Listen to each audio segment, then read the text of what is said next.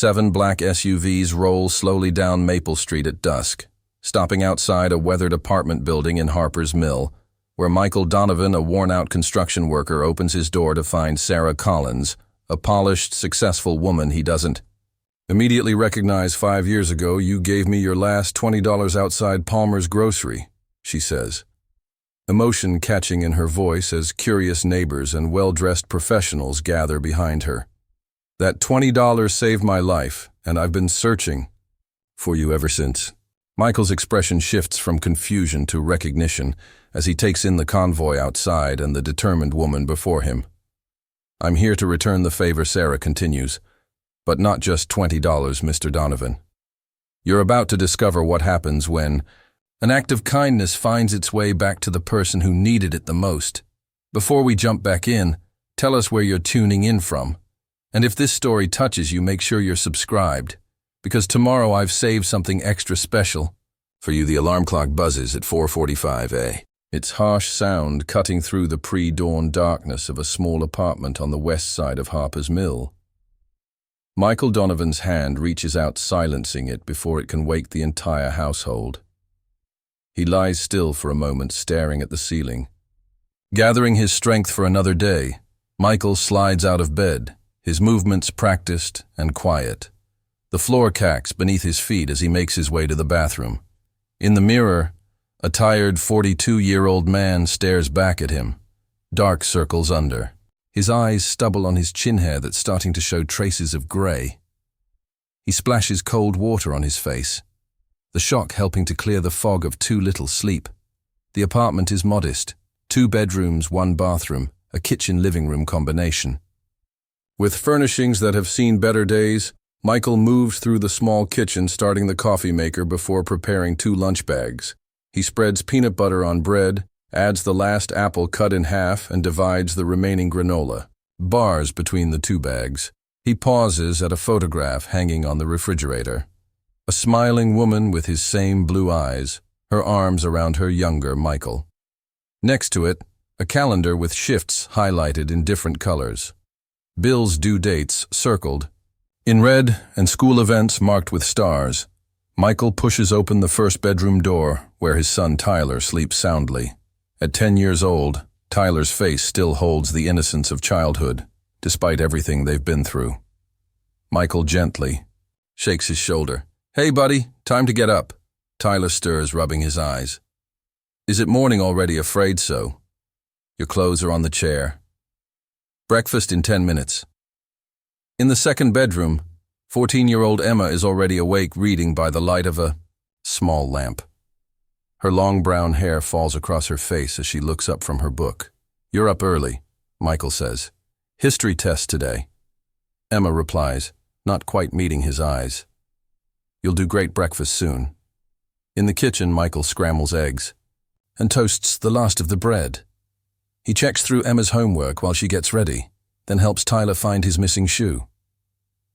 The morning routine is choreographed efficiency necessary when you're a single parent working multiple jobs as they eat breakfast.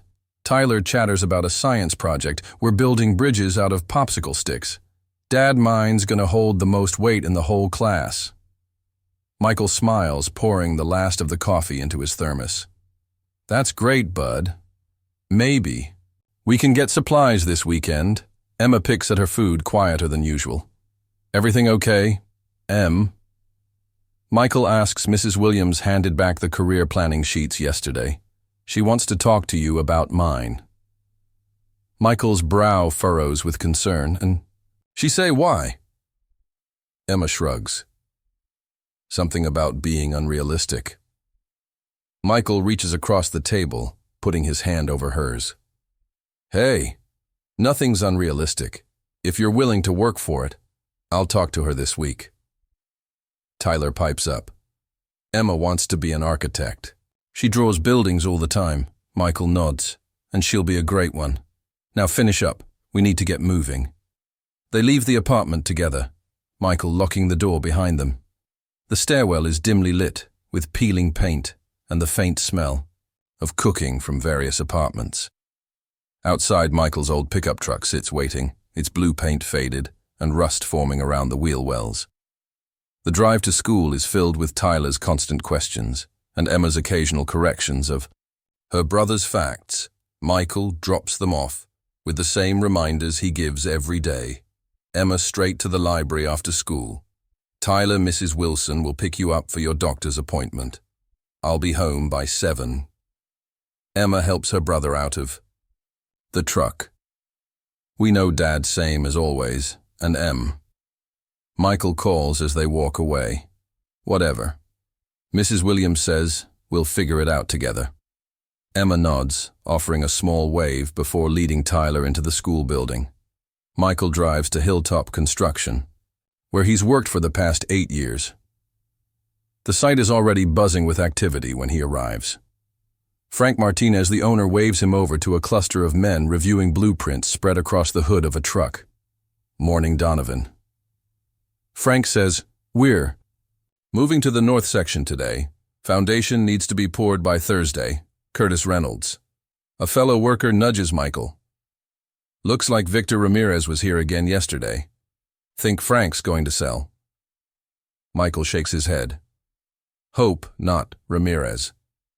Construction doesn't exactly have a reputation for keeping on existing stuff. The day passes in a blur of physical labor. Michael works steadily mixing cement, hauling supplies, checking measurements. During lunch, he sits with Curtis. Both men leaning against a stack of lumber-eating sandwiches. How's Tyler's asthma? Curtis asks. Better, but the doctor wants another follow-up. More co-pays we can't afford. Michael, how's Diane, her hip giving her trouble? Curtis chuckles. Tough old bird won't admit. But I see her wincing. She's still watching Tyler sometimes. Yeah, don't know what I'd do without her. Speaking of which, I need to ask Frank about Saturday overtime. Frank is in the site office reviewing invoices. He looks up when Michael knocks. On the doorframe, Frank got a minute. Sure, Mike. What's up? Wondered if you needed anyone. Saturday, I could use the hours.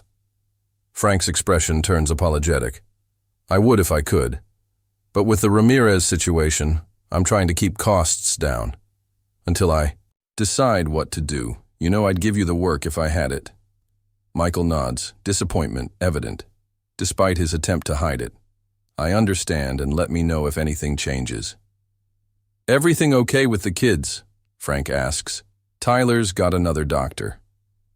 Appointment today. Nothing serious, just follow-up. But the bills keep coming, Frank finishes. Listen, I might have something next week. Not promising, but I'll keep you in mind. First call, appreciate it. The afternoon drags on Michael's mind, preoccupied. With calculations, rent due in 10 days, electric bill, groceries running low, Tyler's prescription. By the end of his shift, his body aches from the physical labor, but there's no time to rest. Michael drives directly to Sunrise Diner, where Marcus Green has given him occasional evening work washing dishes. The kitchen is hot and noisy, plates clattering, orders being called out. Marcus nods in greeting as Michael ties an apron around his waist. Just Thursday and Friday this week, Mike Marcus says. Saturday's slow, not worth opening. Michael's heart sinks, but he nods. Thanks for what you can give me. 3 hours later.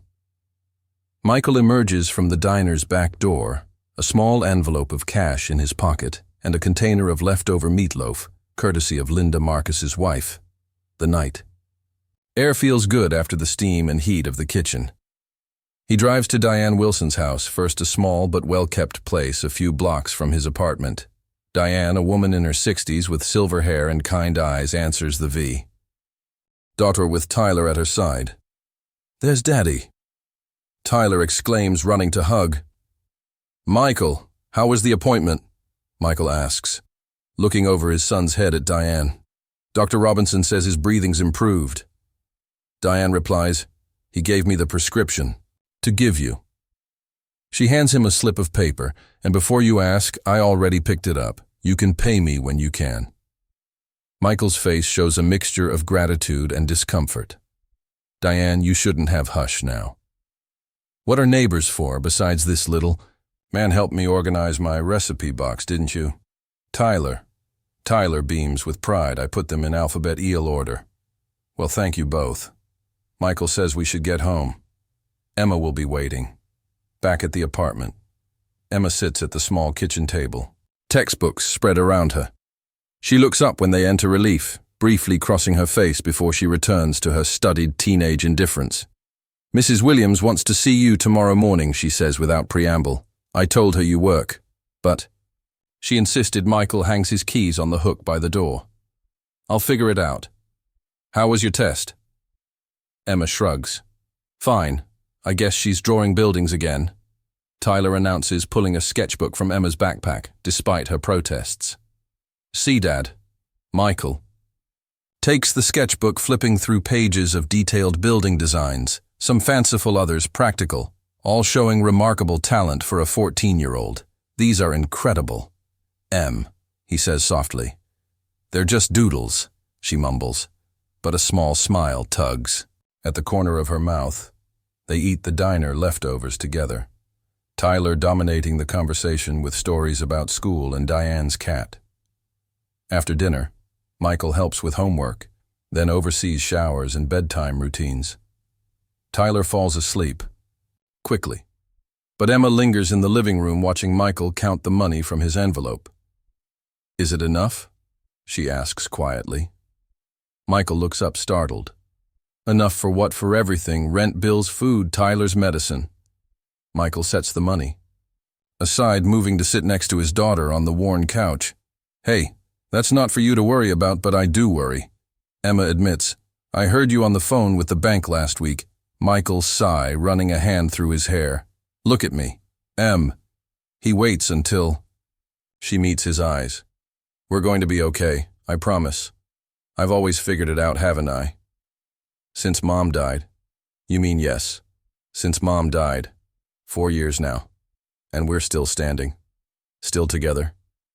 Emma leans her head against his shoulder. I miss her. Me too. Kiddo.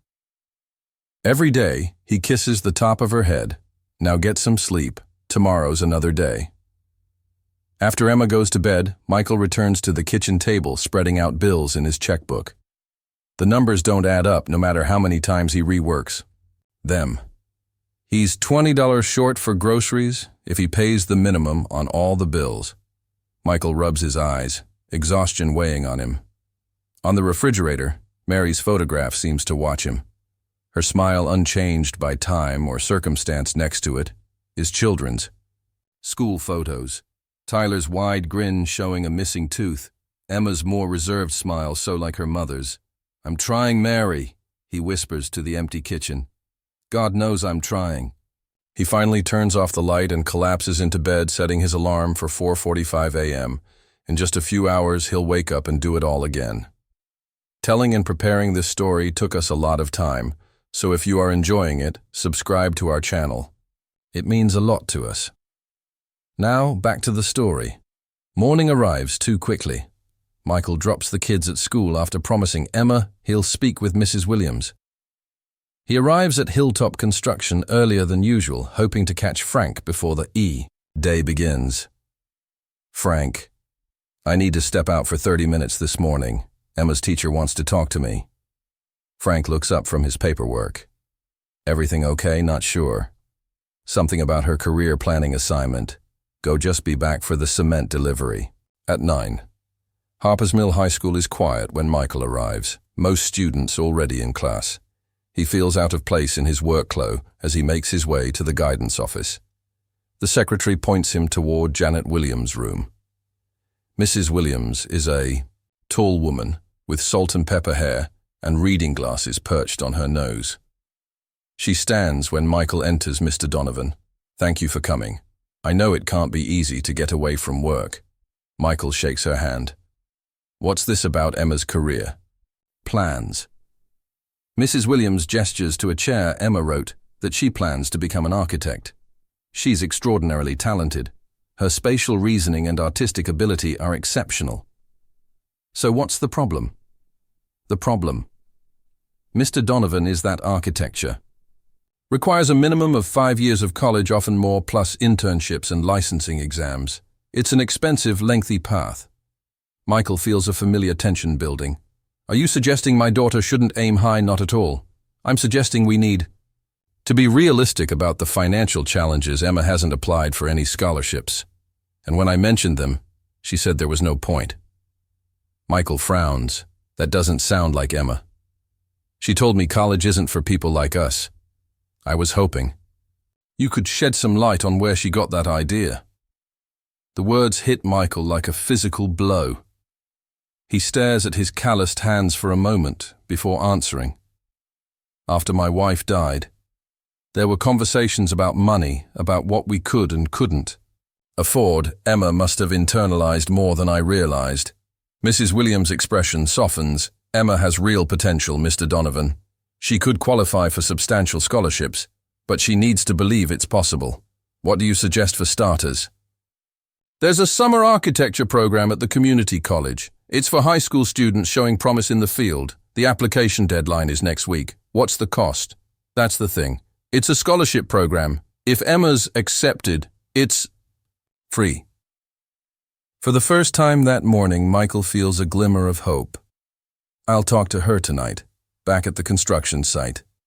Michael works methodically, his mind still processing the conversation with Mrs. Williams. During lunch break, Frank approaches him. Got a minute, Mike? They walk to a quieter area of the site. Frank looks uncomfortable. Victor Ramirez made another offer this morning, substantially higher than the last one. Michael's stomach tightens. You thinking of accepting? Carol thinks. I should. The business isn't doing great, and with Roz's college tuition, Frank sighs. But I wanted to talk to you first. You've been with me longest. What happens to the crew if you sell? Ramirez says he'll keep essential personnel, whatever that means. And the rest. Frank doesn't answer, which is answer enough. The afternoon passes slowly. Michael's muscles ache as he loads heavy materials and secures scaffolding.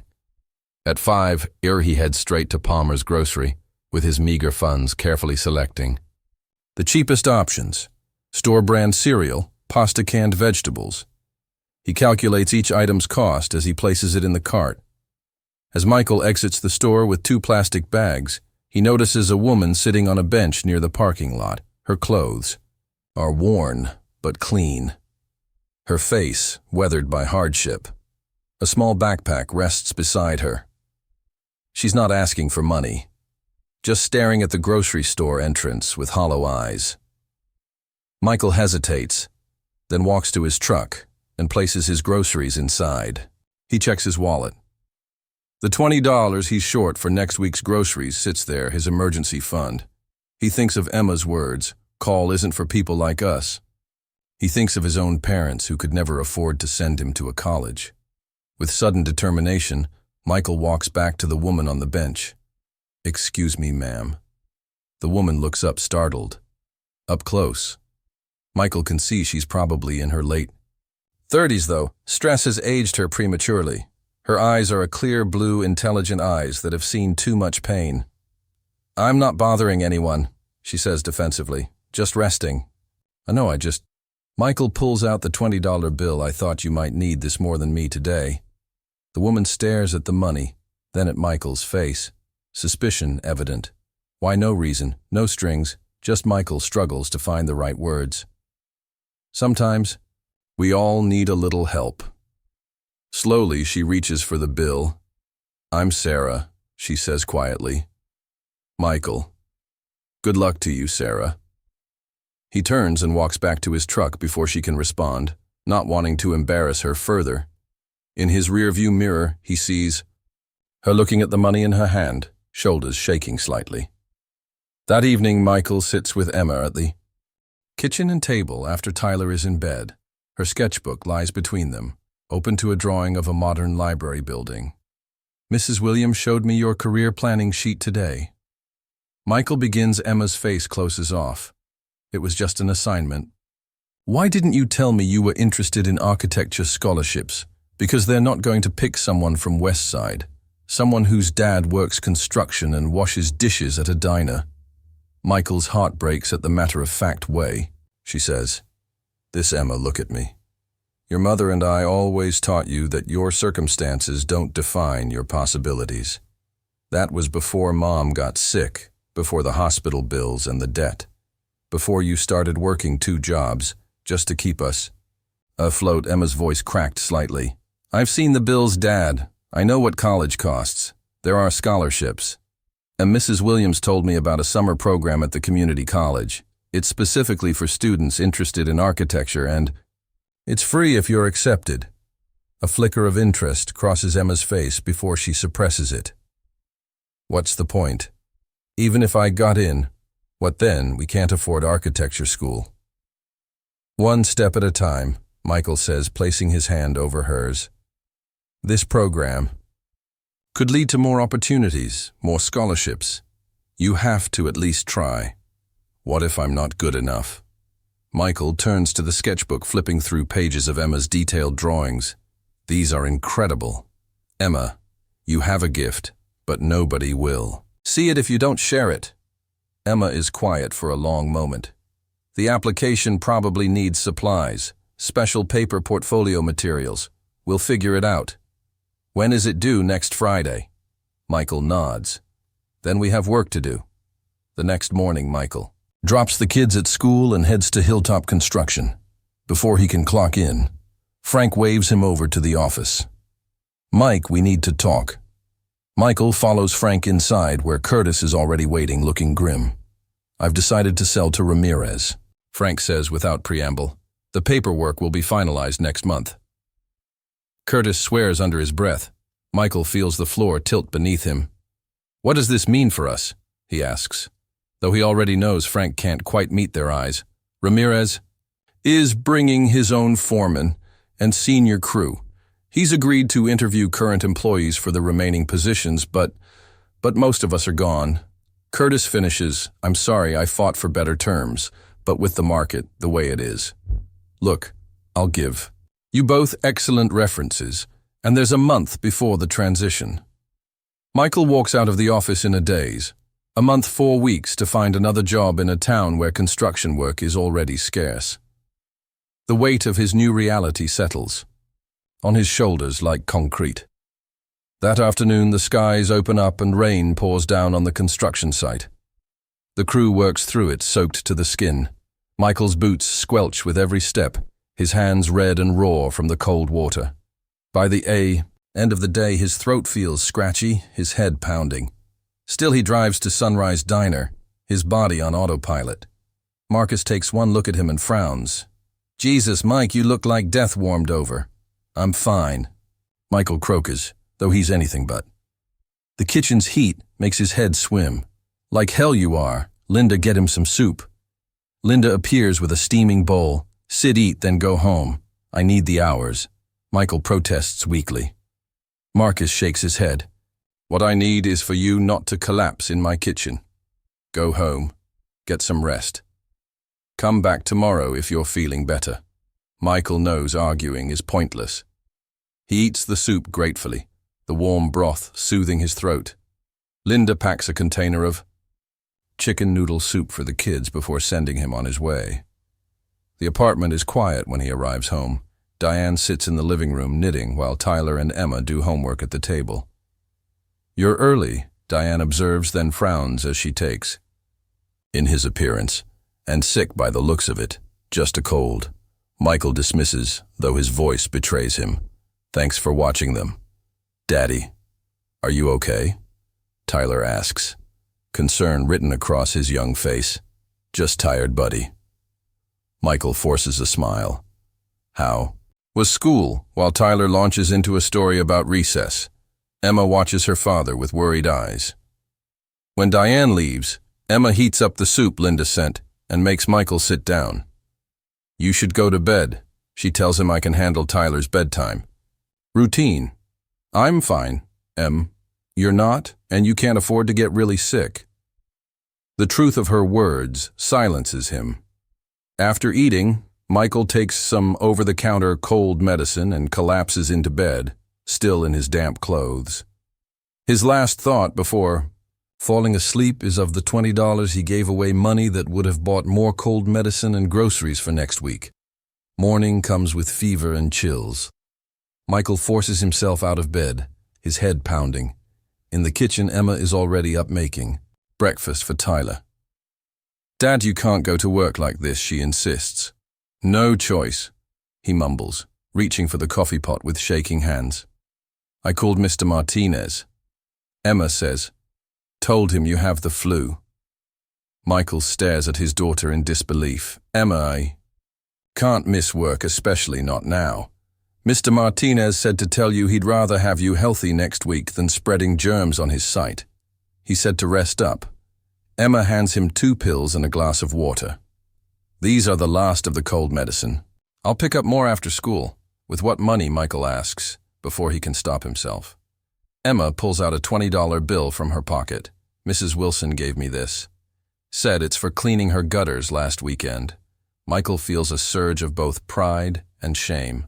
Pride in his daughter's resourcefulness, shame that she feels responsible for providing. Just take the medicine and go back to bed."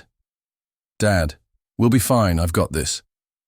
For the first time, Michael sees not just Mary in his daughter's face, but something of himself too. The determination, the quiet strength. With a nod, he takes the pills and allows himself to be led back to bed. Hours later, Michael wakes too, the sound of rain against the window. His fever has broken, leaving him weak but clearer-headed. The apartment is quiet, the kids still at school, Diane probably picking them up. He reaches for his phone to check the time and sees a text from Curtis, meeting at Frank's office tomorrow morning. All hands Ramirez wants to talk to everyone at once. Michael sets the phone down, staring at the ceiling. Tomorrow could determine whether he still has a job next month. With Hilltop Construction gone, and no guarantee Ramirez will keep him on his options in Harper's Mill, are suddenly frighteningly limited. The apartment door opens, and Tyler's voice fills the space. "Dad, are you awake? Mrs. Wilson bought us chicken soup and medicine." Michael sits up slowly as Diane appears in the doorway. Grocery bags in hand, Tyler bouncing beside her. "Feeling any better?" she asks. "Some thank you for picking him up, and for," he gestures to the bags. "Don't mention it. Emma's right behind us. She stayed after school to talk to some teacher about a program." A small spark of hope flickers in Michael's chest. Maybe Emma is considering the architecture program after all. Diane bustles around the kitchen, unpacking soup and more cold medicine. Michael watches her, overwhelmed by her kindness, by the community that has formed around his little family. In the years since Mary's death, he thinks again of the $20 he gave to Sarah, the homeless woman outside Palmer's grocery. Even in his dire straits, he can't bring himself to regret the gesture. "You know, Michael," Diane says, as if reading his thoughts, "sometimes the universe has a way of balancing things out. You're one of the good ones that counts for something in the end." Michael wishes he could believe her. Morning brings a pale sun, and Michael's return to work, his body still fighting the remnants of illness. He arrives at Hilltop Construction to find the mood somber. Workers gathered in small groups, voices low. Curtis nods to him as he approaches. "You look like hell," Curtis remarks. "Feels slightly better than that." Michael responds, his voice still raspy. "Any idea what Ramirez is going to say?" Curtis shakes his head. "Nothing good word is. He's already got half his crew lined up, inside the main office." Victor. Ramirez stands next to Frank Ramirez, is younger than Frank by at least 15 years. His suit expensive, his demeanor confident to the point of arrogance. The construction workers file in, filling the small space with the scent of coffee and anxiety. "Thank you all for coming." Frank begins, discomfort evident in his posture. "As you know, Hilltop Construction will be transitioning to Ramirez Construction next month. I wanted Mr. Ramirez to have a chance to speak with you directly." Ramirez steps forward, surveying the room with calculating eyes. "Gentlemen, I appreciate your time. I'll be brief. Ramirez Construction has built a reputation for efficiency and excellence in this region. We operate differently than what you may be accustomed to." He pauses, making eye contact with several workers. "I'll be bringing in my core team, but I'm looking to retain 4 to 6 of you. I'll be conducting individual interviews next week." Those selected will receive a formal offer. Those not selected, he shrugs, well. Frank has assured me he'll provide excellent references. A murmur runs through the group. 4 to 6 out of 16. The odds aren't good. One more thing. Ramirez adds, my company works exclusively with the Phillips Development Group on their new Cedar Creek subdivision. It's high-end work that requires precision and attention to detail. Keep that in mind if you're interviewed. After Ramirez leaves, the crew disperses, tension thick in the air. Michael and Curtis walk to their workstation together. Cedar Creek. Curtis snorts. Those houses start at $500,000. Of course he wants guys who've worked on fancy houses. Michael nods grimly. Most of Hilltop's projects have been practical. Small business renovations, middle-class home additions, municipal repairs. Nothing that would impress Ramirez. The workday passes in determined silence, each man trying to showcase his skills, aware they're competing against friends for limited positions.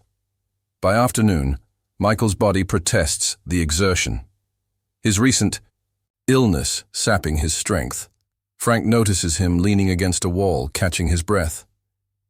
You should have taken another day, Frank says. Couldn't afford to. Frank's expression is pained. Mike, I'm sorry about all this. If there was another way, it's business, I understand, for what it's worth. I told Ramirez, you're the best foreman I've ever had. Dependable, skilled, keeps the crew running smoothly.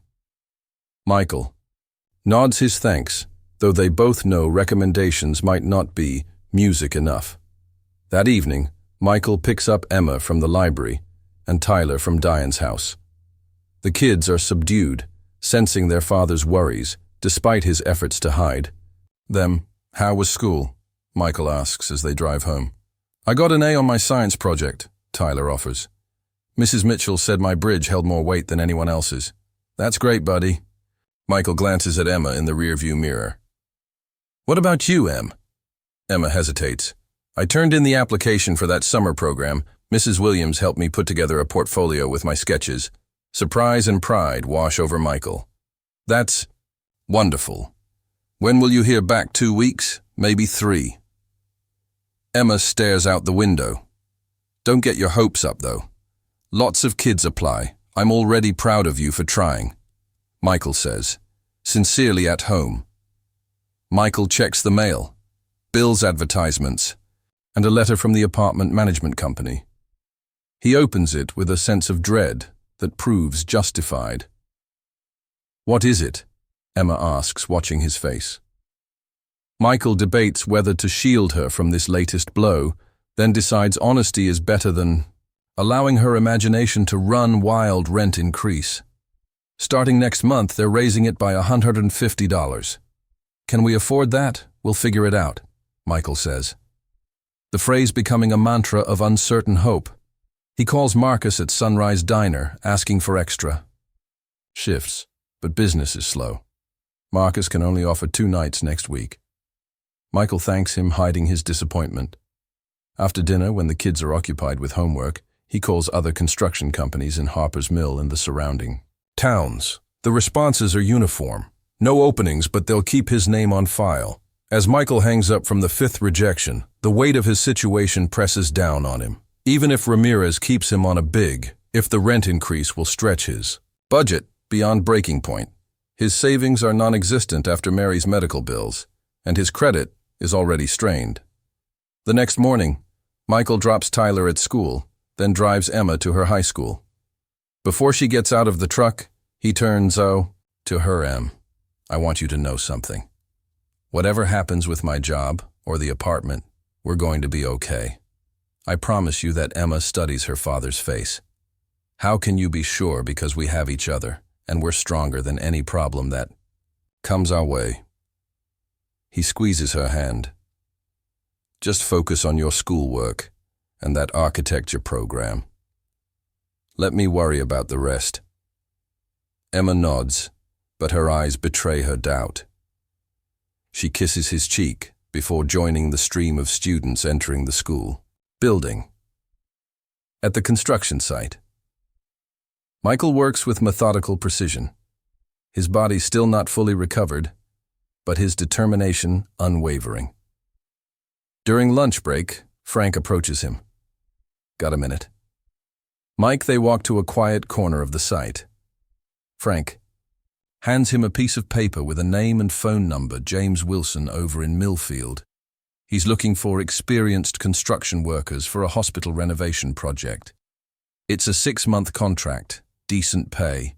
I called in a favor and got you an interview next Tuesday. Michael stares at the paper, a mix of gratitude and anxiety washing over him. Millfield is 45 minutes away. A significant commute that would mean even earlier mornings and additional gas expense. "I appreciate this, Frank. Really, you're the best worker I've got. Mike. Always have been. You deserve better than what's happening here that afternoon." Michael receives a call from Harper's Mill Elementary School. Tyler's teacher, Grace Mitchell, explains that Tyler had an asthma attack during recess.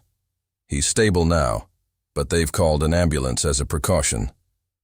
Michael rushes to the hospital, his heart hammering. He finds Tyler in the emergency room, looking small and pale against the white sheets, an oxygen mask covering his face. Dr. Robinson stands nearby, reviewing a chart. "What happened?" Michael asks, moving to his son's side. His classmates were playing tag and Tyler joined in. Dr. Robinson explains the exertion triggered an attack. "It's more severe than his previous episodes, but he'll be okay." "Yes, but I want to keep him overnight for observation and we need to adjust his medication regimen." Michael nods, relief mingling with renewed worry about the additional medical costs.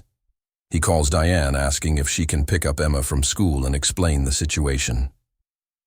Through the evening, Michael sits beside Tyler's hospital bed, helping him with dinner, reading to him, and reassuring him when fear flickers in his young eyes. When Tyler finally drifts off to sleep, Michael steps into the hallway to call Emma. "How's he doing?" she asks immediately. "Better. Doctor wants to keep him overnight, but he should be home tomorrow." "Dad." Emma's voice wavers. "I was thinking maybe I should look for a part-time job to help with the bills."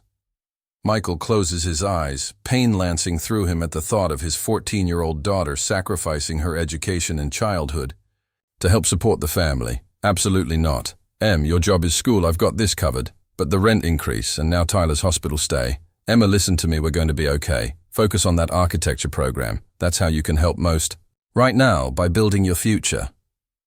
After hanging up, Michael sinks into a chair in the hospital corridor, the fluorescent lights harsh against his tired eyes. A nurse offers him a blanket and pillow, which he accepts gratefully. Morning arrives with Dr. Robinson's rounds. The doctor examines Tyler, then motions for Michael to join him in the hallway. His oxygen levels are good. "I'm comfortable discharging him today, but I'd like him to take it easy for the rest of the week." Dr. Robinson hands Michael a prescription. "This is a stronger inhaler. He'll need to use it twice daily, plus as needed for symptoms." Michael takes the prescription mentally, calculating the cost. "Anything else we should be doing?" "Yes. I'm concerned about your apartment. You mentioned water damage and mold issues last time. Those can be significant triggers for asthma. We're working on getting those fixed." The lie tastes bitter, but Michael can't admit that his landlord, Harold Jenkins, has been ignoring his maintenance requests for months. Dr. Robinson gives him a knowing look. "I can write a letter stating that the conditions are affecting Tyler's health. Legally, landlords have to address issues that impact tenant health. That would help. Thank you." After completing the discharge paperwork, Michael takes Tyler home, settling him on the couch with books and his favorite blanket. Then he drives to the pharmacy, where the price of the new inhaler makes his stomach clench. The pharmacist, noting his expression, mentions a prescription assistance program that might reduce the cost. Michael fills out the application on the spot, grateful when the program approval comes through, immediately reducing the price by half. It's still expensive, but manageable for now.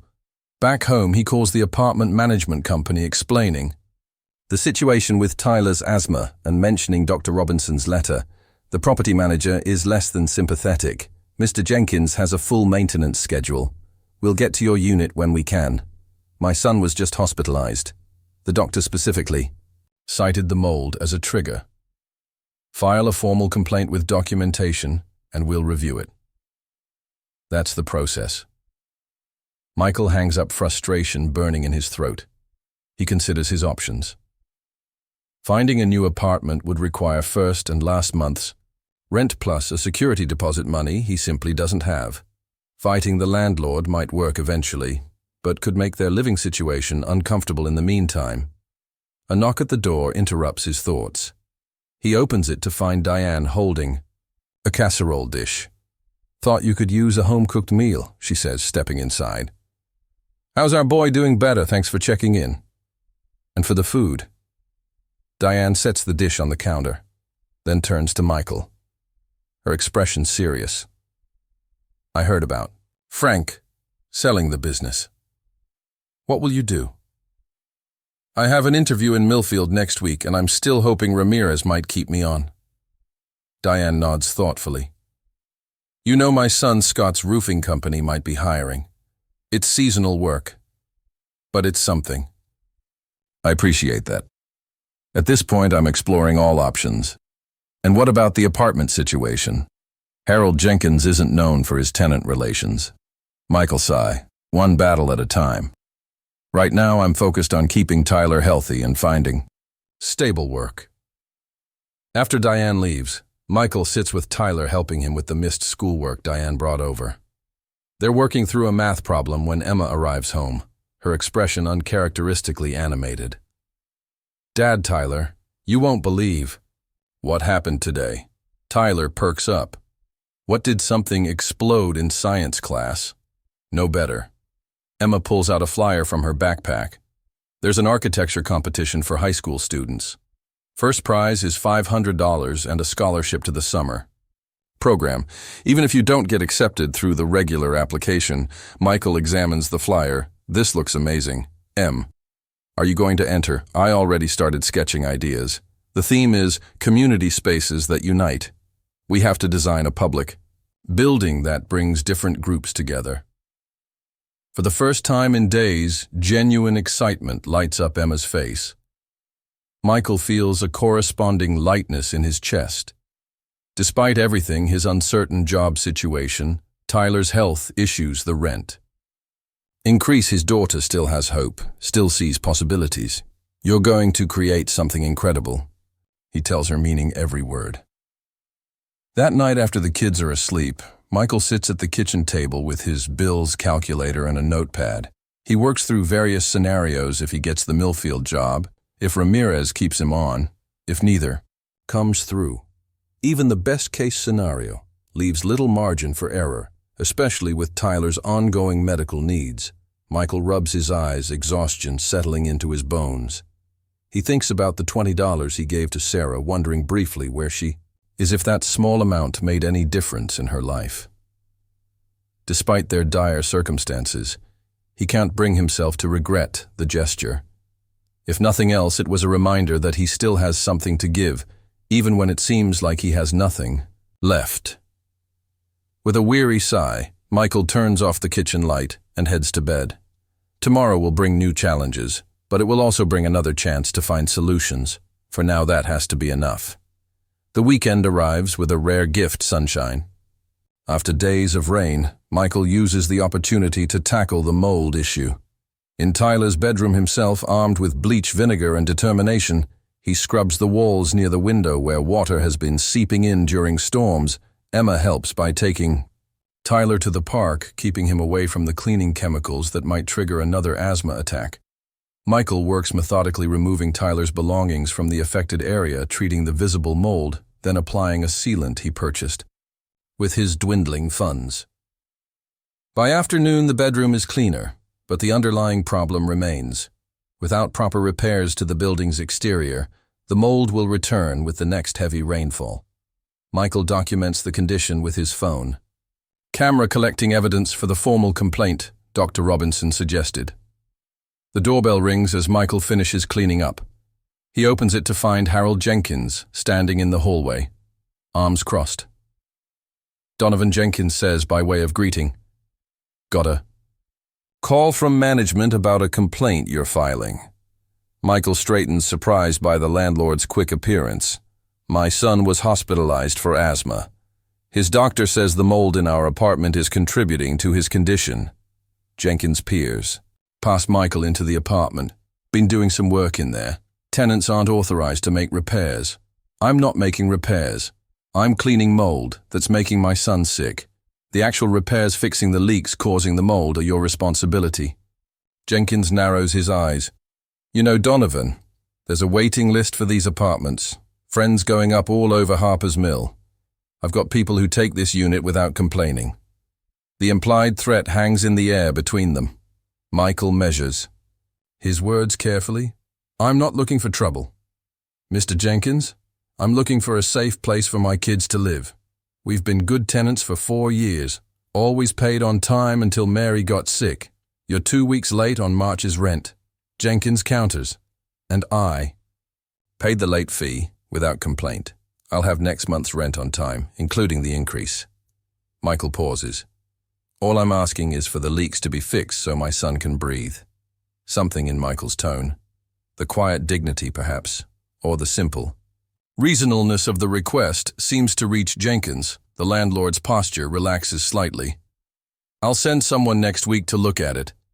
No promises on when it'll get fixed. Thank you. I appreciate that. After Jenkins leaves, Michael slumps against the doctor. The brief confrontation having drained his limited energy, he checks his phone and sees a text from Emma Tyler doing great at Park Home in 30. He uses the time to shower, washing away the bleach smell and giving himself a moment to regroup.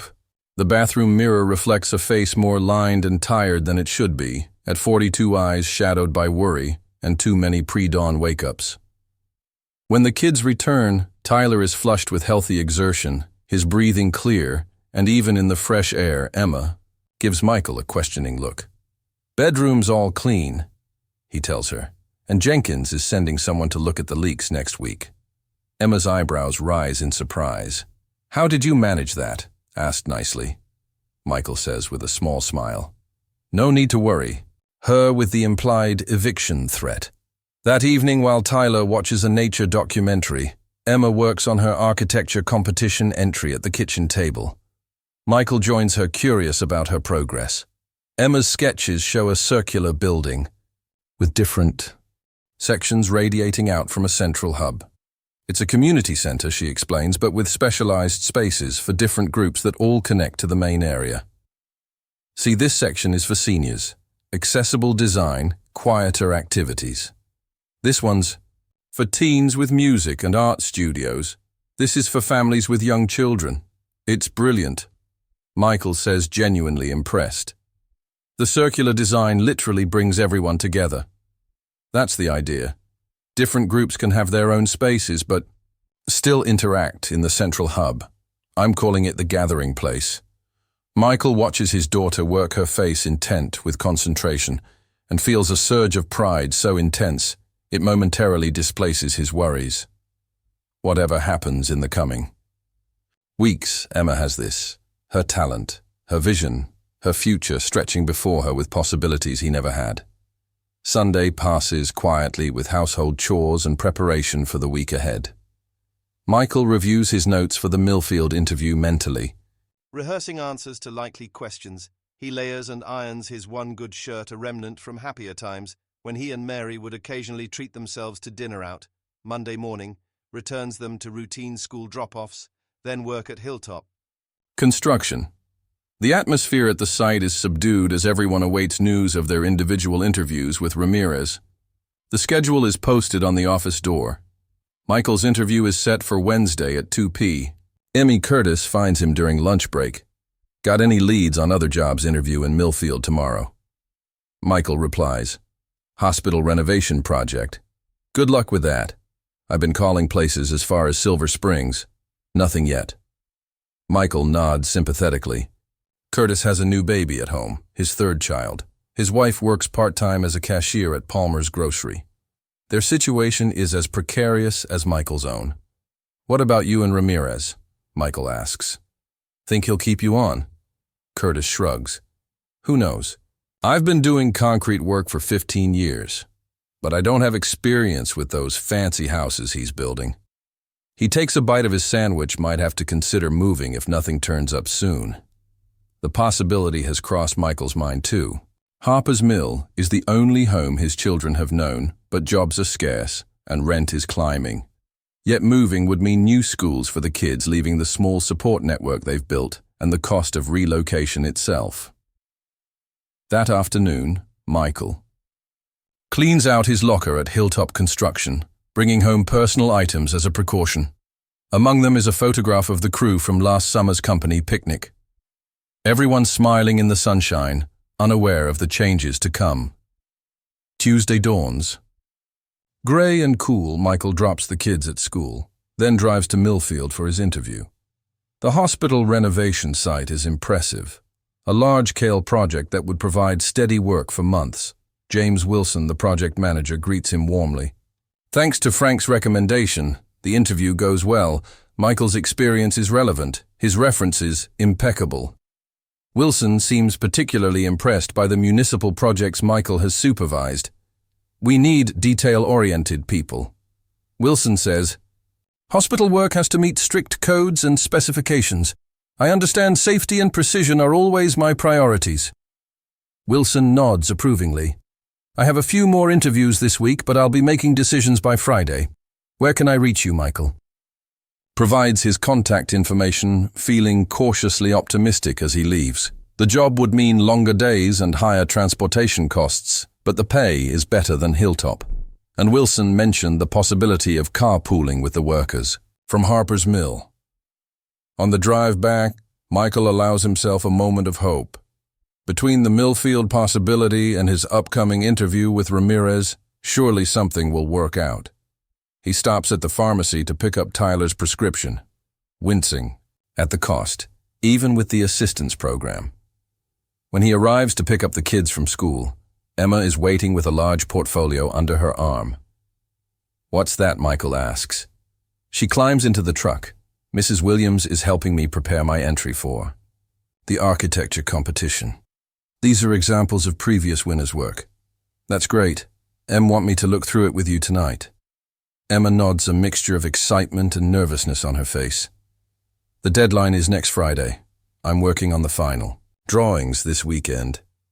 At Tyler's school, Michael finds his son sitting with the school nurse. Tyler's face is pale, his breathing slightly labored. It's not an attack, the nurse assures Michael. Just some wheezing after PE class. I had him use his inhaler, and he's doing better. Michael kneels before his son. How are you feeling, buddy? I'm okay. Just got a little tired playing basketball. Michael exchanges a look with the nurse over Tyler's head. They both know this is another warning sign that Tyler's asthma isn't fully controlled at home. Tyler uses his nebulizer. The machine's quiet hum filling the apartment as he breathes in the medicated mist. Michael calls Dr. Robinson's office explaining the school incident. The receptionist schedules a follow-up appointment for Thursday afternoon. After dinner, Michael sits with Emma at the kitchen table reviewing the portfolio from Mrs. Williams. The previous winners' entries are sophisticated and professional, but none have the heart and thoughtfulness of Emma's design.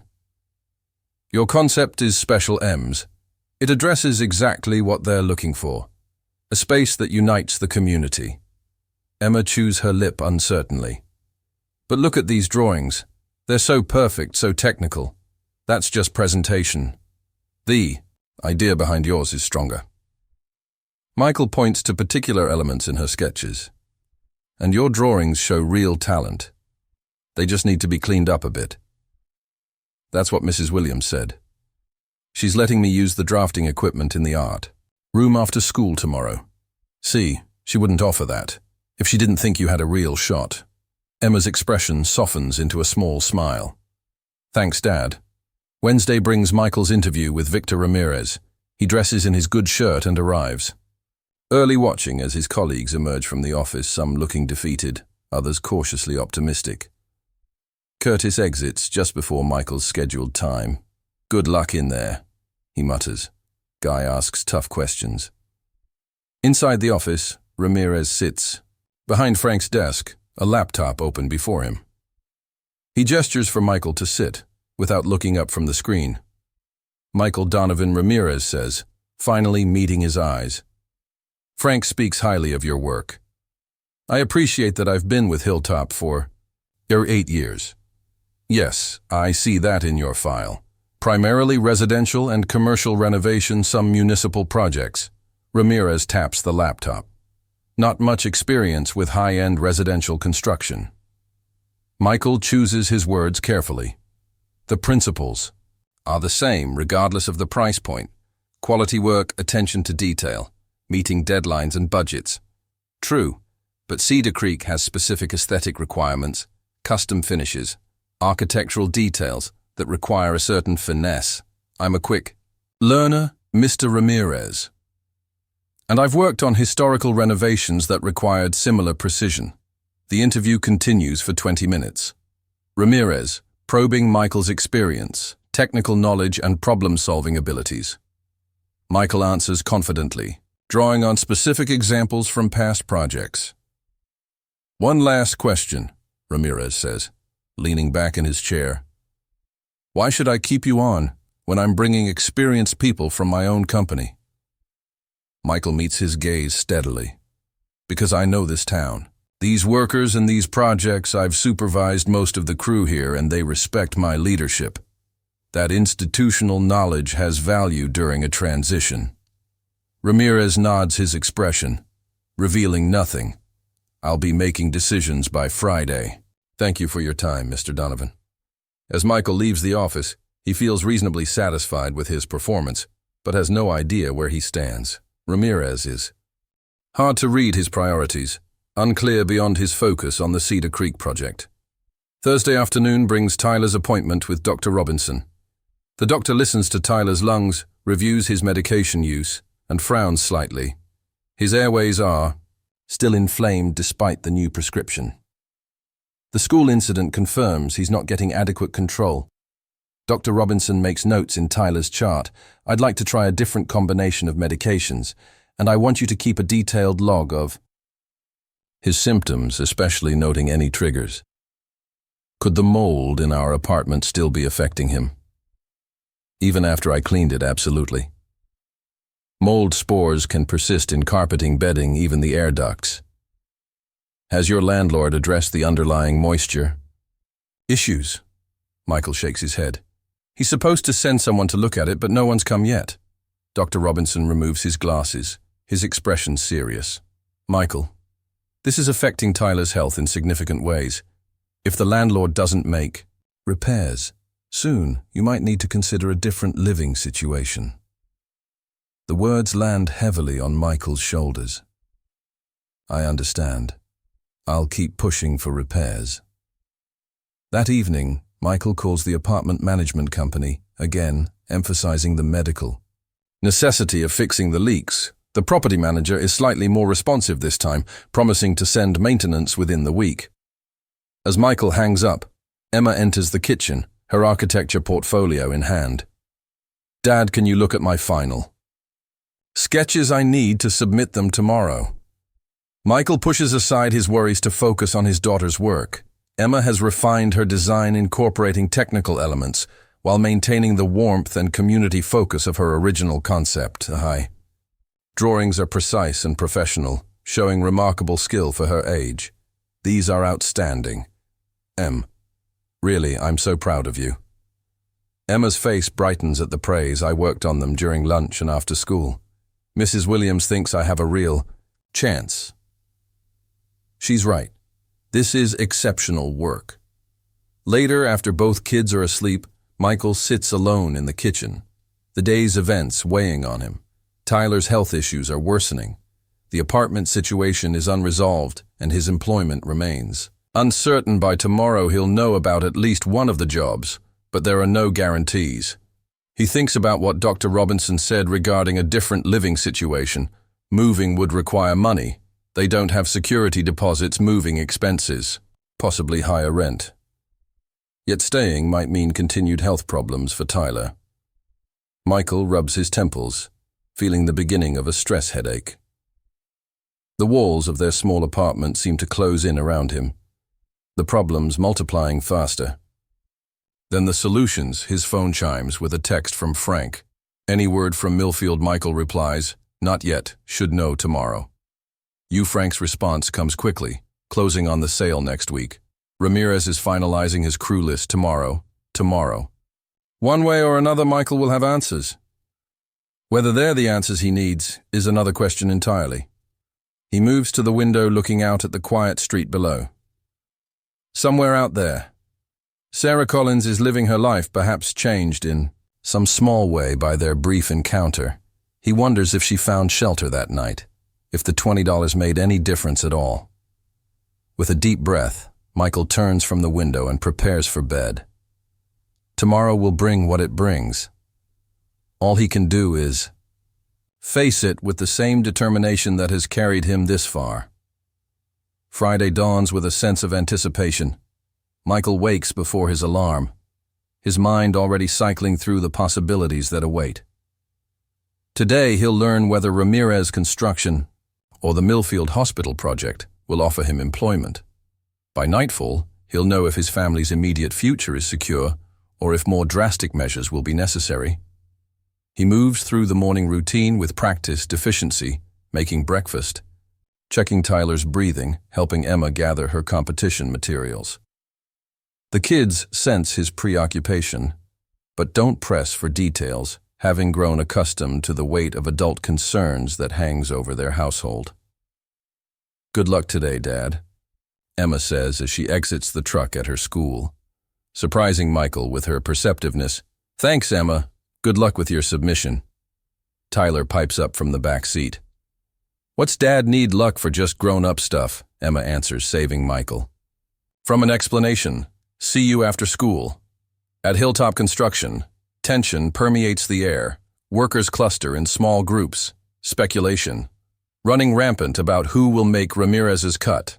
Frank's office door remains closed, a sign taped to it announcing, "Decision notifications will be distributed at the end of the day." Curtis sidles up to Michael as they collect their tools. "This waiting is worse than the actual news will be. Any word on your applications elsewhere?" Michael asks. "Nothing solid. You should hear about Millfield today too." Curtis nods grimly. Double the suspense. "Lucky you." The workday progresses with unusual quiet. Each man focused on his tasks, perhaps trying to demonstrate his value until the very end. Michael supervises a concrete, for double-checking measurements and ensuring proper technique with more attention than usual. If this is his last day at Hilltop, he wants to leave knowing he gave his absolute best. During lunch, Michael checks his phone repeatedly, hoping for word from James Wilson in Millfield. The screen remains stubbornly devoid of notifications. He forces himself to eat, despite his churning stomach, knowing he needs strength for whatever the afternoon brings. 2. Michael's phone vibrates. The caller. ID shows James Wilson's number. Michael steps away from the site, his heart pounding as he answers. Michael Donovan speaking. "Michael, James Wilson here. I wanted to personally let you know about the hospital renovation position." Michael braces himself, Wilson's formal tone giving nothing away. "I was very impressed with your experience, and Frank's recommendation," Wilson continues. "However, we've decided to go with a candidate who has more specific experience with medical facility construction." Disappointment settles in Michael's chest. "I understand. Thank you for considering me. You were our second choice, Michael. If anything changes, we'll be in touch." Small comfort. Michael thinks as he ends the call. Second place doesn't pay the bills or keep a roof over his children's heads. Back at the construction site, Michael throws himself into work with redoubled focus, channeling his disappointment into physical labor. The Millfield job is gone. Now everything hinges on Ramirez's decision. At 4:30, work wins. Down. The crew cleans up methodically, an underlying current of anxiety growing as the moment of truth approaches. Frank emerges from his office at 4:45. A stack of envelopes in his hand. His expression is unreadable as he calls each man forward. Individually, Michael waits, watching his colleagues' reactions as they open their envelopes. Some faces fall in disappointment, others show cautious relief. Curtis receives his envelope and steps aside to open it. His shoulders slump slightly before. He composes himself, tucking the letter into his pocket without comment. Donovan Frank calls. Michael steps forward, accepting the sealed envelope with steady hands. He moves to a quiet corner before opening it, conscious of eyes watching his reaction. The letter is brief and to the point. After careful consideration of your qualifications and experience, Ramirez Construction is pleased to offer you continued employment as a crew supervisor. Relief washes over Michael so intensely that he has to lean against a stack of lumber for support. The position comes with a slight pay increase, acknowledging his supervisory role.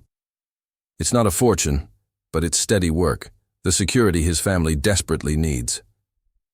Curtis approaches his expression. Resigned. Congratulations. I saw your face. Thanks you, Curtis. Shakes his head. They are going in a different direction, whatever that means. I'm sorry, Curtis. That's rough. Yeah, well, something will turn up. Curtis attempts a smile that doesn't reach his eyes. Better start looking at commuting options to Silver Springs as the workers disperse. Frank motions Michael over. Got a minute, Mike? They walk to Frank's truck away from the others. I'm glad Ramirez kept you on. Frank says I pushed hard for it. I appreciate that, Frank. Truly, there's something else. Frank glances around. Before continuing, Ramirez is planning to move operations closer to the Cedar Creek development.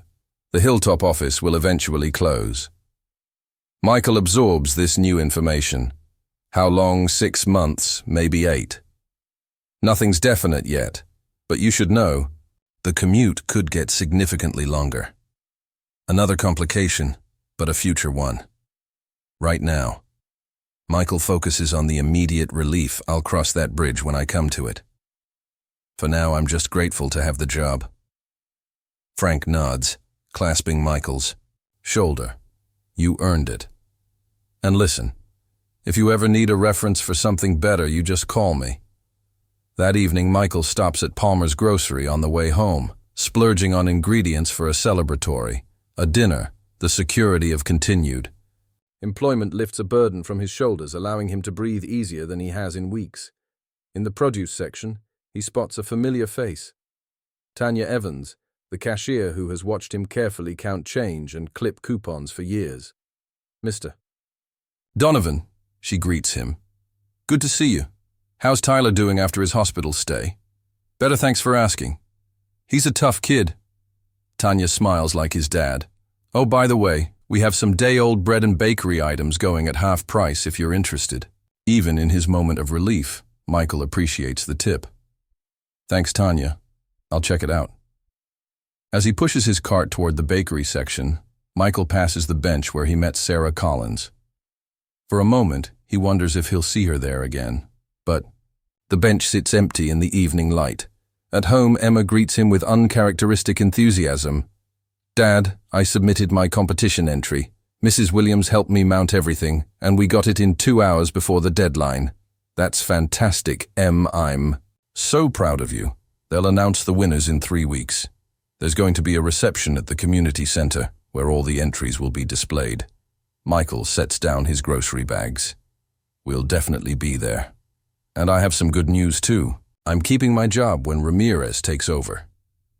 Emma's eyes widen. Really, that's great. Dad. Tyler emerges from his bedroom at the commotion. What's happening? Why is everyone happy? Dad kept his job, and I finished my architecture entry. Emma explains, ruffling her brother's hair affectionately. Does that mean we can get pizza? Tyler asks. Hopefully, Michael laughs. Actually, I thought I'd cook us a proper dinner tonight. How does that sound? The evening passes in rare light-heartedness. Michael prepares a simple but hearty meal, and the family eats together, sharing stories from their day. Tyler's breathing is better.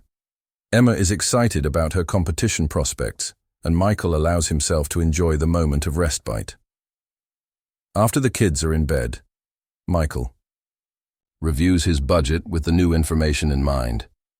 The slight pay increase from Ramirez will offset the rent hike, though barely.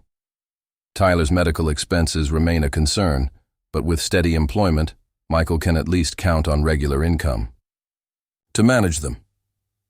Frank's warning about the eventual office relocation nags at him. A longer commute would mean higher gas costs and less time with the kids, but that's a problem for future Michael. Tonight, he chooses to focus on the victory at hand. Saturday morning, Michael wakes to the sound of knocking. He opens the door to find a maintenance worker from the apartment complex, standing in the hallway. "Mr. Jenkins sent me to look at the leaks," the man explains, toolbox in hand.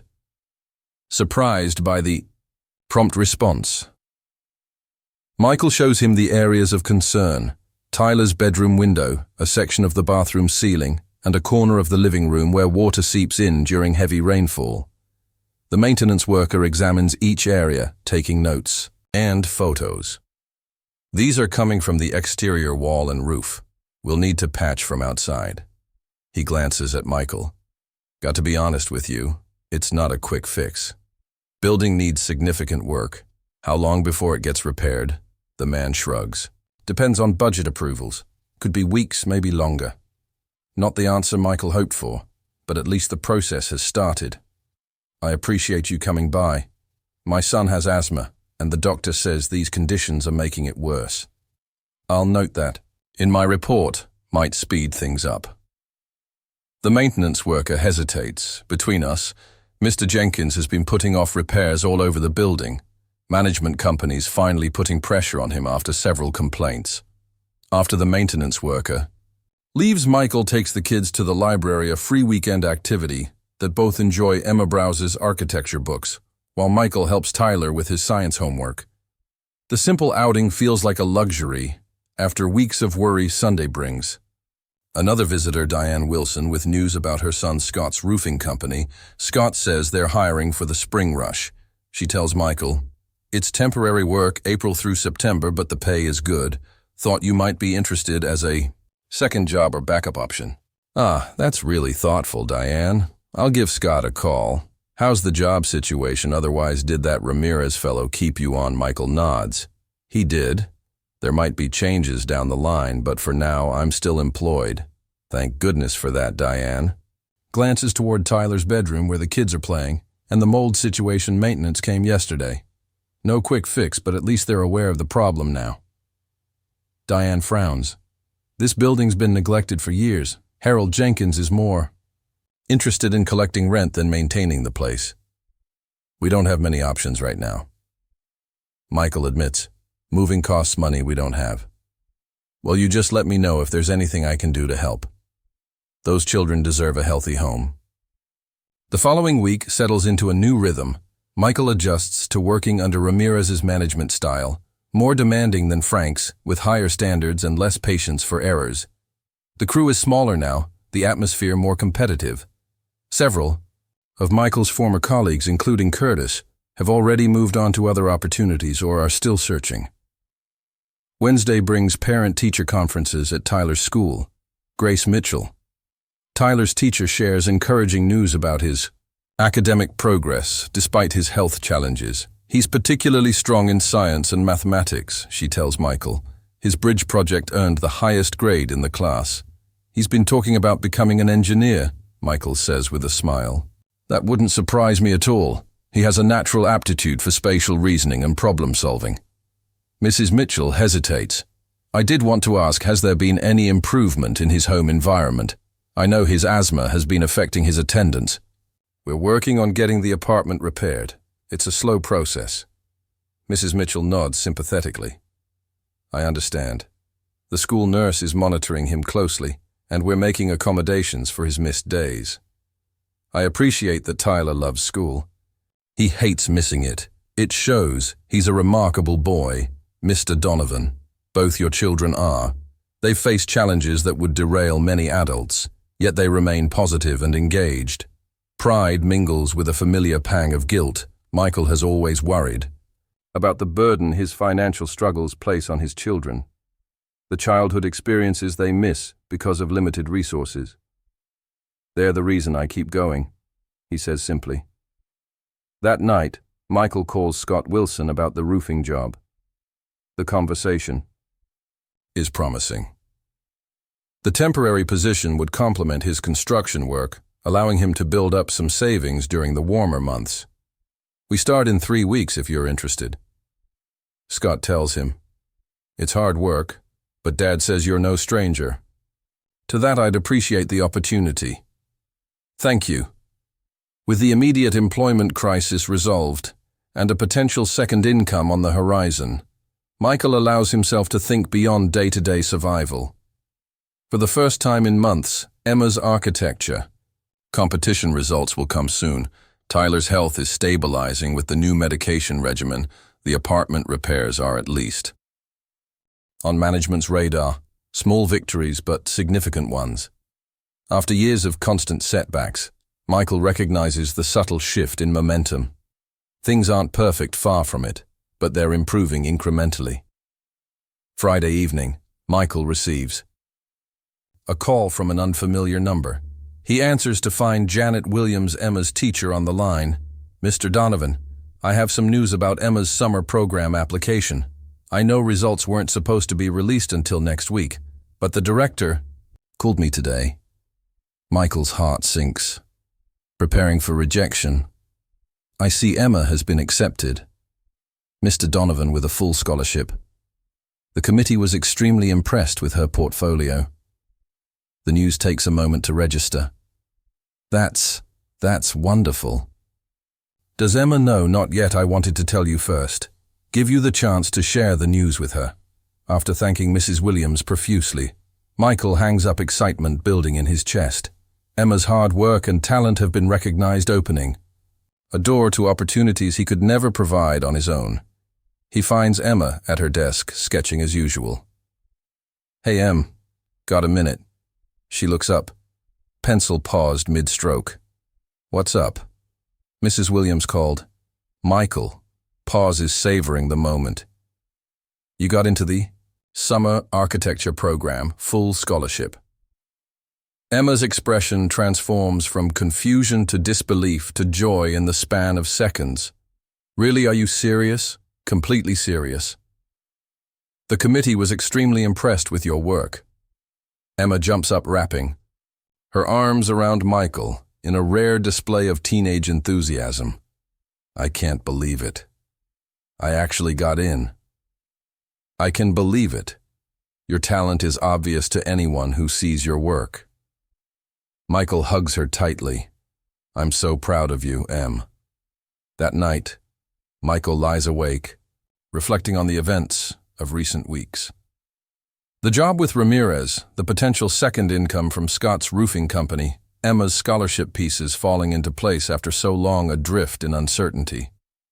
He thinks of the $20 he gave to Sarah Collins, a gesture that seemed financially irresponsible at the time, but morally necessary. Perhaps there's a balance to the universe after all, a way that kindness finds its way back eventually.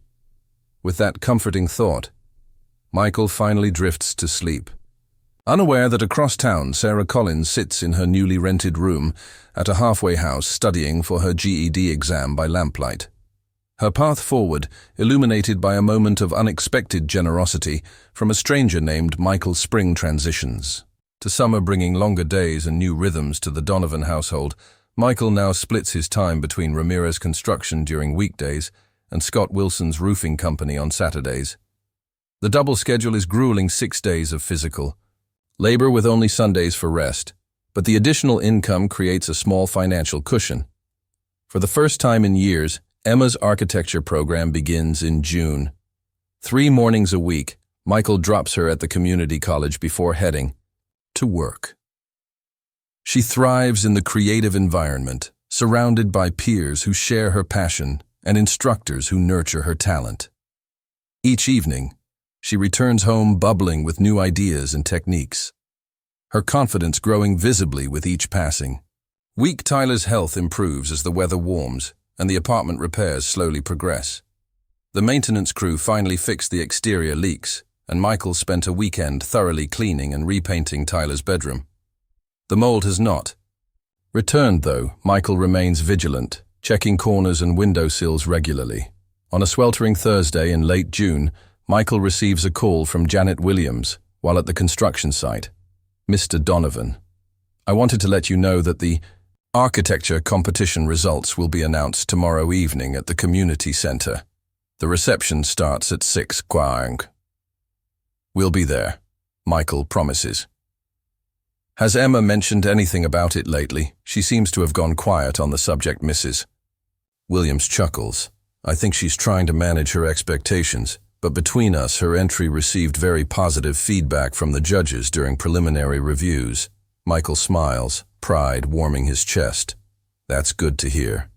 Thank you for everything you've done for her. Emma's talent did the work. I just provided guidance." After ending the call, Michael returns to supervising the framing of a new Cedar Creek home. The development is taking shape around them. Luxury houses with sweeping views and high-end finishes.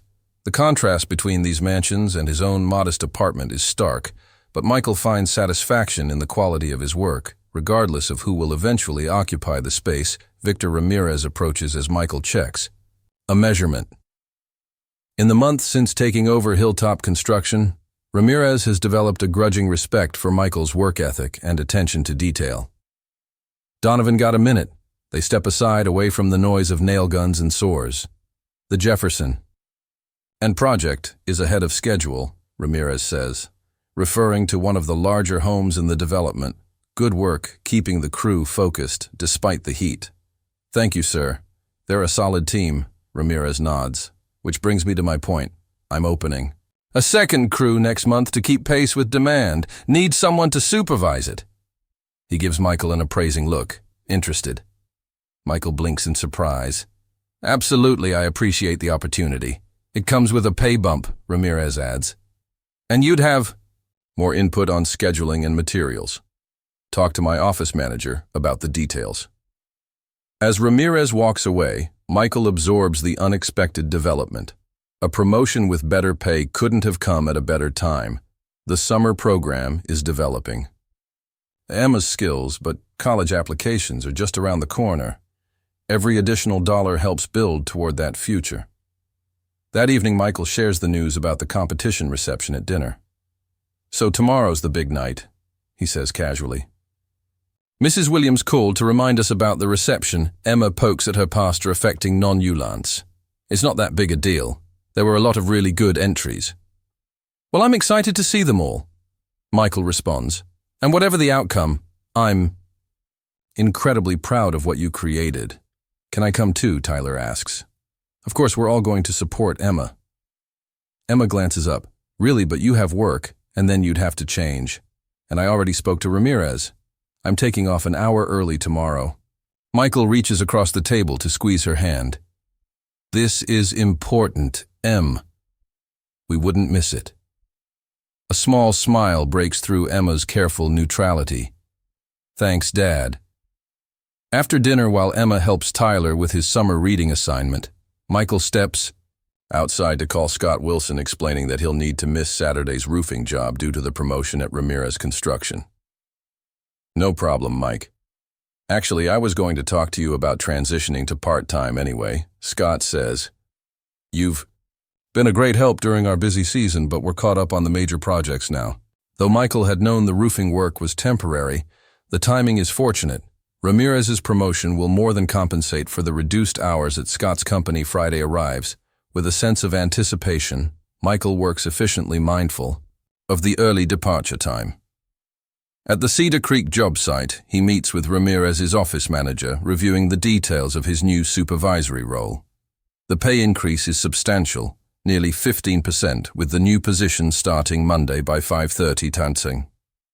Is home showered and dressed in his best clothes, clean car seats, and a button-down shirt reserved for special occasions. Emma emerges from her bedroom wearing a simple blue dress that Michael recognizes as one of Mary's altered to fit her growing frame. "You look beautiful, Em," he says, a lump forming in his throat at how much she resembles her mother. Emma blushes slightly. "It's not too much. I wasn't sure what to wear. It's perfect." Tyler bounces into the living room, his hair neatly combed, wearing what he calls his church clothes, though they rarely attend. Are we ready? Emma's going to win, he announces with the certainty only a child can possess. The community center bustles with activity when they arrive. Tables display architectural models and drawing boards feature detailed plans. Community members, students and parents mingle while judges circulate with clipboards. Emma immediately spots Mrs. Williams and waves. There's my star pupil, Mrs. Williams says warmly, approaching their family. Your work is displayed in the east corner. The judges have been spending quite a bit of time there. They make their way through the crowd to Emma's display. Her design for the gathering place is beautifully presented. Detailed floor plans, elevation drawings, and a small model constructed from foam core and balsa wood. A written explanation describes her concept of bringing different community groups together through thoughtful architectural design. Emma, this is incredible, Michael says, genuinely amazed at the professional quality of her presentation. When did you build the model? After hours in the architecture lab. Mrs. Williams let me use the materials and equipment Emma surveys her work with. A critical eye. I'm still not sure about the roof line. I wanted it to be distinctive without being impractical. It's perfect, Tyler declares, carefully circling the display. Can we build it for real someday? Emma laughs. Maybe, buddy, if I become an actual architect when not. If Michael corrects gently. They spend the next hour viewing the other entries. Some are technically impressive, but lack the heart of Emma's design. Others present innovative concepts that spark animated discussion between Emma and Michael. Tyler grows restless until he discovers the refreshment table, strategically positioning himself near the cookies. At 7, the head judge, a well-known architect from a neighboring city, calls for attention. The crowd quiets as he approaches. A small podium. Thank you all for coming tonight. We've been incredibly impressed by the quality and creativity of this year's entries. Each student has demonstrated remarkable talent and vision for the future of community spaces. Emma stands between Michael and Mrs. Williams, a posture tense. Michael places a reassuring hand on her shoulder. Before announcing our winners, I want to acknowledge that this competition isn't just about technical skill, it's about understanding how architecture shapes human interaction. The best designs don't just create beautiful buildings, they create meaningful experiences. The judge reviews the honorable mentions first, calling forward 3 students whose names aren't Emma's. Michael feels her shoulder relax. Slightly beneath his hand, still in the running for the top prizes. Our third-place winner receiving a $100 prize is James Wilson for his Riverside Market concept. A tall boy from Emma's school steps forward to receive a certificate and envelope. Beaming with pride, our second-place winner receiving a $250 prize is Alicia Martinez for Urban Oasis Community Garden. A girl Emma's age accepts her award to enthusiastic applause, and now our first-place winner receiving $500 and automatic acceptance to next year's Advanced Summer Architecture program. The judge pauses, building suspense. Emma Donovan for the gathering place. For a moment, Emma doesn't move, frozen in disbelief. Mrs. Williams gently nudges her forward as the room erupts in applause. Michael watches, his vision blurring with tears of pride as his daughter walks to the podium to accept her award. The judge shakes Emma's hand warmly. Exceptional work, young lady. Your design showed not only technical skill, but a deep understanding of how architecture can unite diverse community members. The committee was particularly impressed by your thoughtful integration of spaces for different age groups and needs. As Emma returns to her family's side, clutching her certificate and envelope, Michael engulfs her in a hug. I knew you could do it, he whispers. I'm so incredibly proud of you. We both are, Mrs. Williams adds. Your mother would be too. The mention of Mary Emma's composure finally breaks. Tears spill down her cheeks as she hugs Michael tightly. I wish she could have seen it. She sees it. Michael says softly. She sees it all. Tyler breaks the emotional moment by launching himself at his sister. You won. You won. I told everyone my sister is going to be a famous architect. The reception continues with community members congratulating Emma and asking questions about her design. Michael watches with a full heart as she explains her concept articulately. Her earlier shyness replaced by confident enthusiasm when discussing her work. Principal Warren approaches Michael during a quiet moment. "Mr. Donovan, your daughter has remarkable talent. Have you considered college options yet?" "It's on our radar," Michael replies carefully. "Emma's definitely interested in pursuing architecture. She should be, with this win and her growing portfolio, she could qualify for significant scholarships. Our guidance office can help with applications when the time comes. That would be incredibly helpful. Thank you." As the event winds down, Diane. Wilson appears, having arrived late from her book club meeting. "Did I miss the big announcement Emma won first place?" Tyler informs her proudly $500. "I never doubted she would," Diane says, embracing Emma. "Congratulations, dear. Your design is wonderful."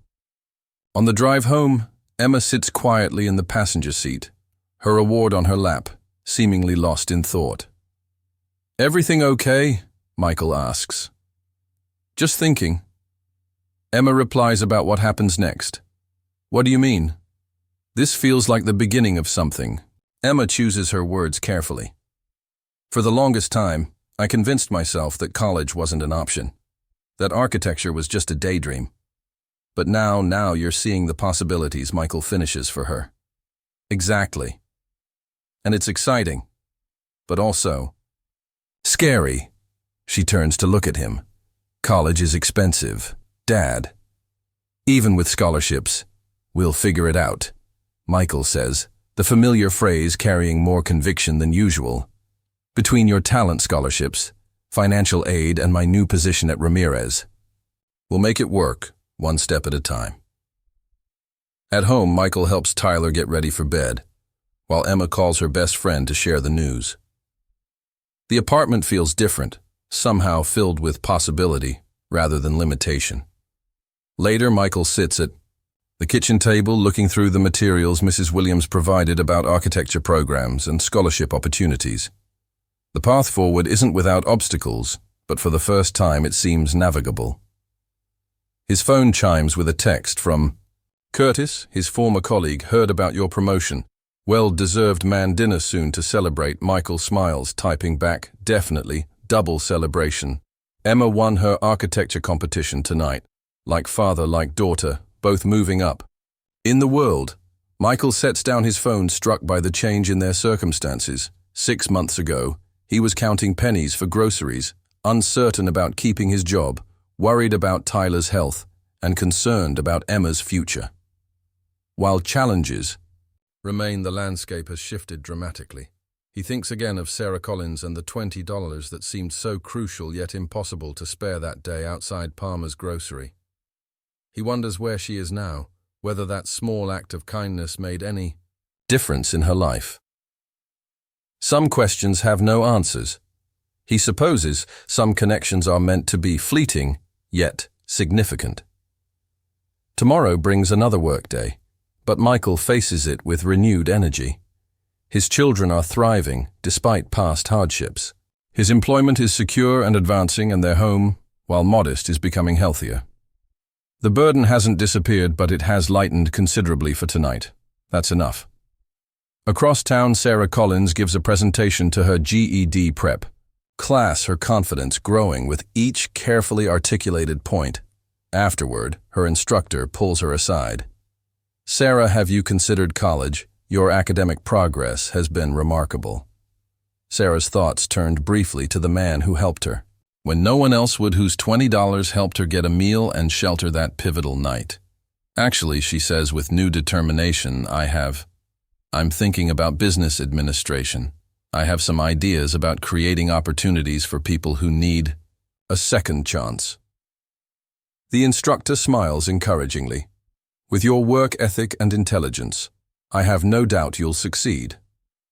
Sarah leaves the community center with purposeful steps, unaware that her path and Michael Donovan's are destined to cross. Again, this time with her in a position to give rather than receive. 5 years pass. weaving a tapestry of small triumphs and persistent challenges for the Donovan family. Michael rises through the ranks at Ramirez Construction, eventually becoming operations manager for the entire Cedar Creek development.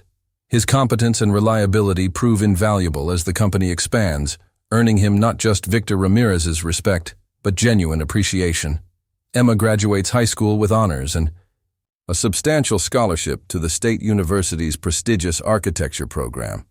Her portfolio, built over years of summer programs and competition wins, opens doors that once seemed firmly closed.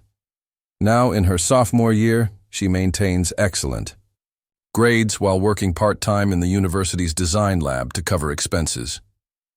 Beyond her scholarship, Tyler, now 15, inherits his sister's artistic eye, but channels it toward engineering and computer design.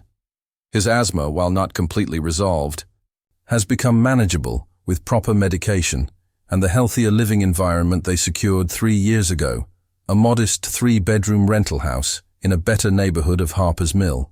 The move happened after a particularly severe storm caused extensive damage to their apartment building. When Harold Jenkins dragged his feet on repairs, citing insurance complications, Michael made the difficult decision to break their lease.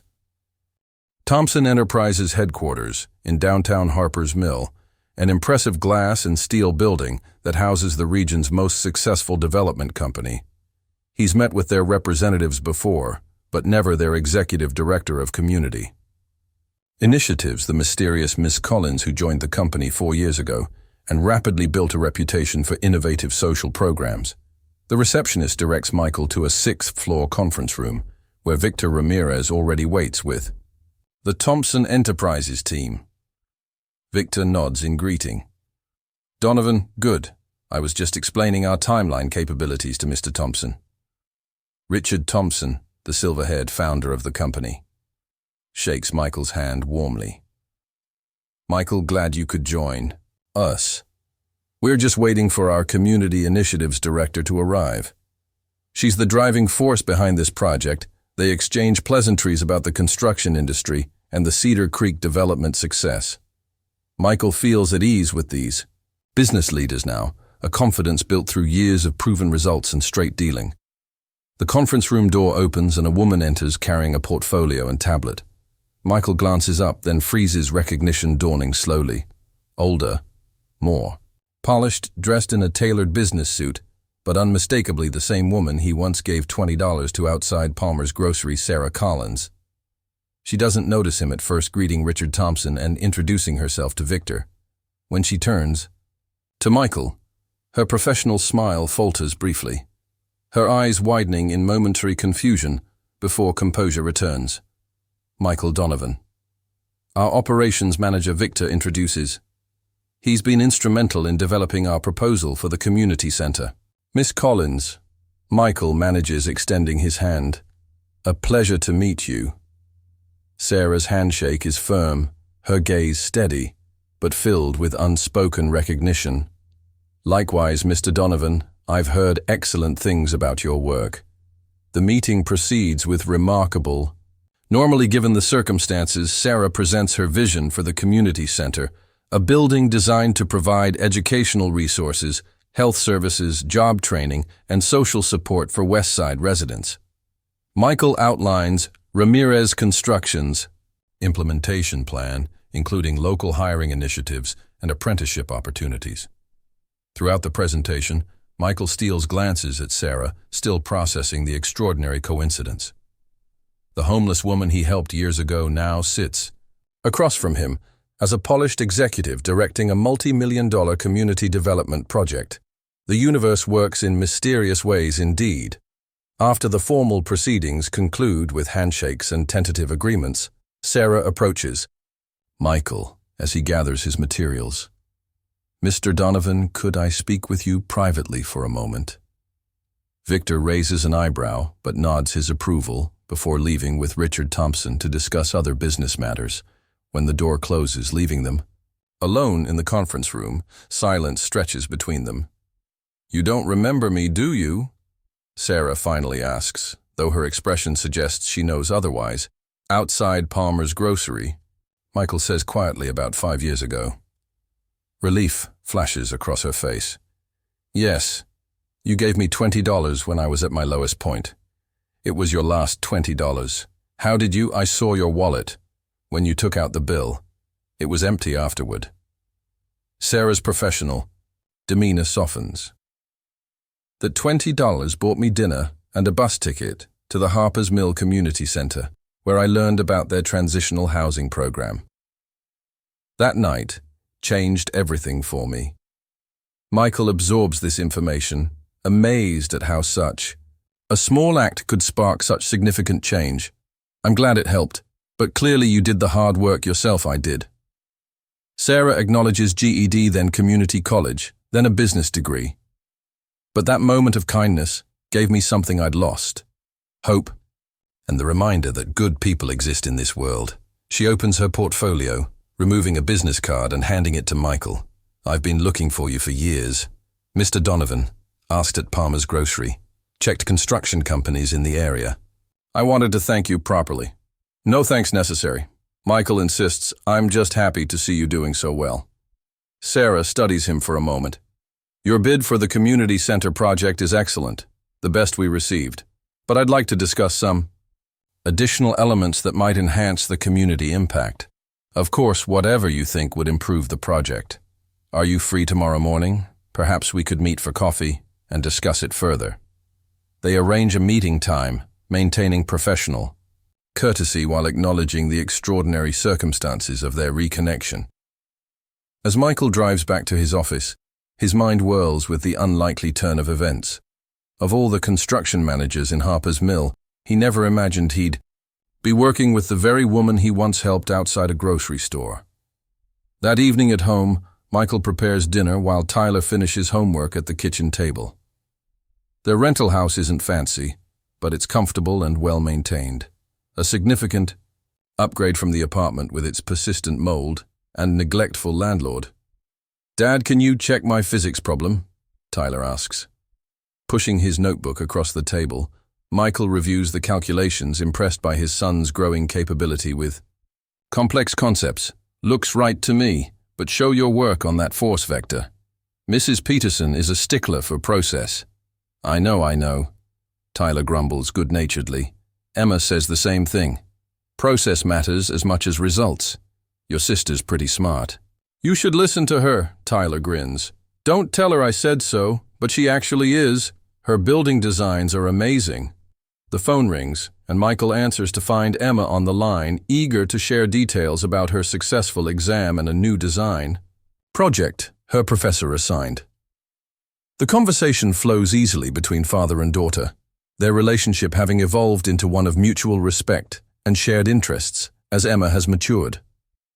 After dinner with Tyler, engrossed in his latest computer game, Michael sits on the back porch contemplating the day's unexpected development. Meeting Sarah Collins again, after all these years, feels significant somehow, as if a circle is completing itself.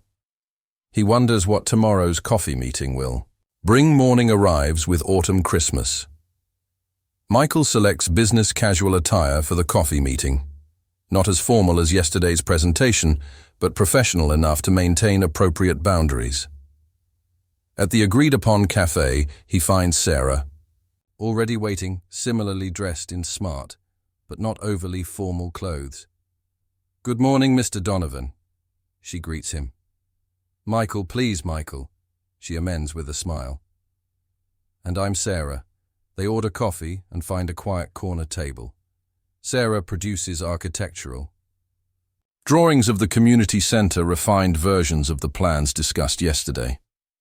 I've been thinking about the workforce development component, she begins. The original design allocated 500 square FT, but I believe we should expand it to include a full trade skills training center. Michael studies the revised plans. That's a significant expansion. Budget implications. Thompson Enterprises is prepared to increase funding if Ramirez. Construction can match certain community benefit benchmarks. Sarah outlines a proposal involving apprenticeships, job placement services, and subsidized child care for program participants.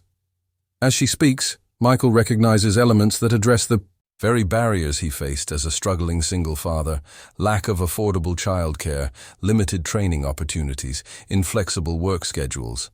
"This is impressive," he says sincerely. "You've identified the actual obstacles preventing people from improving." Their situations, Sarah's expression softens.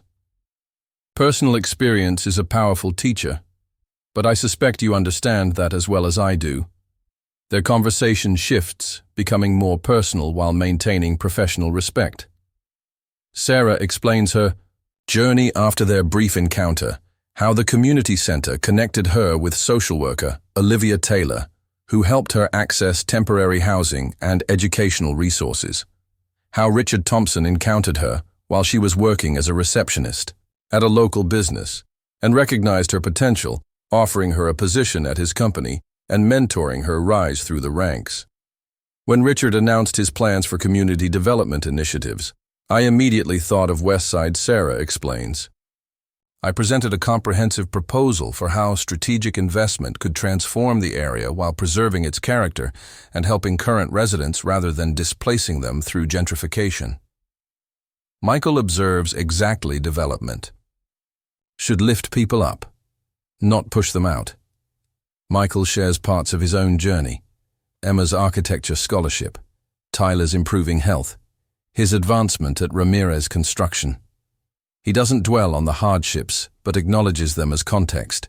For their current success, life has a way of coming full circle.